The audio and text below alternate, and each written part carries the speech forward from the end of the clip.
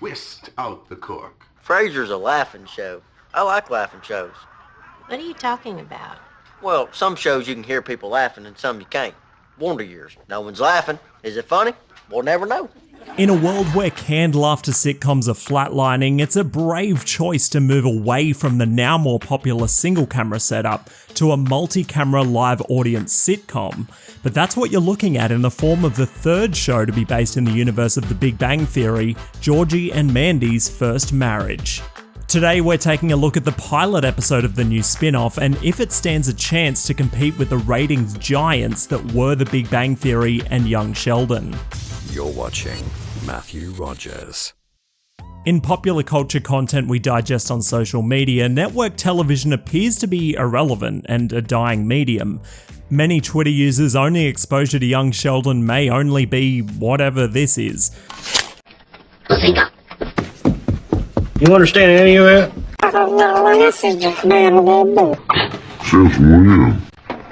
But you'll probably be as surprised as I was to hear how popular these network shows really are. Network television was a lot more popular in the mid-2000s when The Big Bang Theory first premiered. It arguably declined in quality after a few seasons, but since then shows like The Good Doctor still see upwards of 6 million viewers in the US alone. The Young Sheldon finale accruing 9.15 million viewers. These shows may not have any reach over anyone younger than millennials, but you can't argue with those numbers. And these networks are free to air, meaning the ad revenues will keep these channels afloat for a long time to come. Speaking of which, to keep this channel afloat, please hit that like button, it really does make a big difference. For those that don't consume these hit network shows, let's talk about the characters making an appearance in this new spin-off. Georgie is Sheldon's dim-witted older brother with a hell of a southern drawl to boot. It's a different format. This one's gonna be multicam, something I've never done before. And Mandy being his first wife and who many may recognise as Hannah Montana's bestie Lily, both adapting their characters here for a new genre of comedy.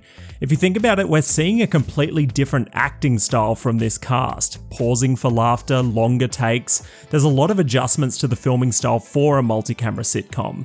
But did they manage to carry the show without the star of their two preceding shows, Sheldon? The episode opens with the meta joke that George likes laughing shows. Laughing show. Sorry, laughing shows. Referring of course to canned laughter, wasting no time in addressing the shift in style from the show that came before it, but sharing the style of the show that originally created their universe, The Big Bang Theory.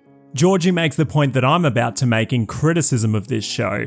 In shows without canned laughter, you have to decide for yourself what's funny and what isn't, but a trap that many multi-camera sitcoms fall into is just throwing laughs in to fill silence, and if you're paying attention, there are no actual jokes for long periods of time.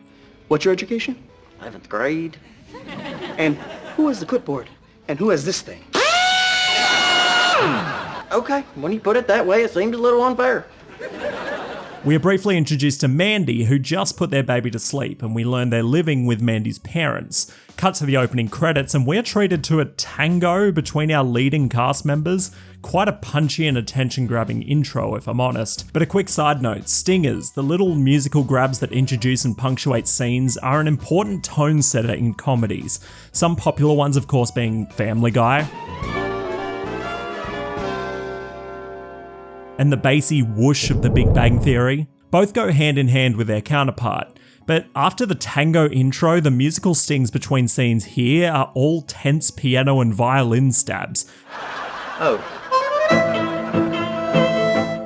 They're obviously trying to carve out a unique aesthetic, but I'm not sure yet if it quite hits the tone just right, considering the extremely southern aesthetic of the show that first introduced these characters. The next while consists of a domestic dispute over Mandy's mum calling Georgie stupid, causing them to find a place of their own in a rundown trailer park. Still waiting for the jokes. It's a little cramped. Only a problem if you don't like each other. Well, then that is not a problem for us. He's a chipper one, ain't he? Yeah. I haven't seen a lot of Young Sheldon, but I do know that it had moments with heart and insightful character pieces, and I'll admit they did try to take a pause and leave these moments in here, which is appreciated. Sometimes you remind me of my dad. Well, that's quite the compliment. Didn't really hug him when I had the chance. Now, come here. We get a cameo from Georgie's mum and Mima, a bit of fan service for those waiting on the crossover. Surprisingly, it only took them 13 minutes to do so, but I understand the need for the show to be carried by the stars audiences are familiar with. After a declined offer to live with Georgie's mum, Mandy's parents miss having them around, and we end up the happy family back where we started. When the credits rolled, I realised my concern. It doesn't have the sharp wit or hook to hold attention for more than one episode. So far, we really have just got uneducated trailer trash jokes for 21 minutes, and I'm not quite sure that's enough. Then again, The Big Bang Theory did 12 seasons with smart people jokes. To further add to my point, creator Chuck Lorre wrote this card specifically for the end of this episode, which reads, quote, "As I'm sure you know, network television has been undergoing seismic changes. Audiences have so many more choices than ever before, which I believe is a good thing. The only difficulty is it's hard to measure what constitutes success. In the past, if you enjoyed tonight's premiere episode of Georgie and Mandy's first marriage, I'd ask you to spread the word. Get some word of mouth going. That's no longer necessary. Now all I need is an algorithm or bot or some sort of silicon-based magical genie to secure the future of the show. Hey Siri, On a positive note, childhood me very much appreciates seeing Emily Osment back in a sitcom after her gracing our screens on Disney Channel.